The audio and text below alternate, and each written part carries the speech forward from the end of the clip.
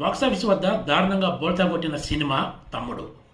ఈ సినిమాతోటి తిరిగి ఖచ్చితంగా హిట్ సాధిస్తానని హీరో నితిన్ ఎంతో కాన్ఫిడెంట్గా చెప్పాడు. కానీ ఈ సినిమా ఫలితం మాత్రం అందుకు భిన్నంగా ఉందని చెప్పొచ్చు. గతంలో చేసిన తప్పులు ఇక చేయను, ఇక నుంచి మంచి సినిమాలు చేస్తానంటూ తమ్ముడు మూవీ ఈవెంట్లో చెప్పుకొచ్చాడు నితిన్. ఈ సినిమా నిర్మాత దిల్ రాజు కూడా తమ్ముడు హిట్పై ఎంతో నమ్మకంగా చెప్పుకొచ్చాడు. కానీ సినిమా మాత్రం బాక్సాఫీస్ వద్ద దారుణ పరాజయాన్ని చవిచూసింది.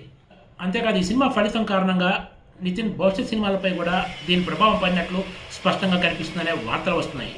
బాక్సాఫీస్ వద్ద దారుణ ఫలితాన్ని చవిచూసిన ఈ సినిమా ఇప్పుడు ఓటీటీలోకి వస్తుంది.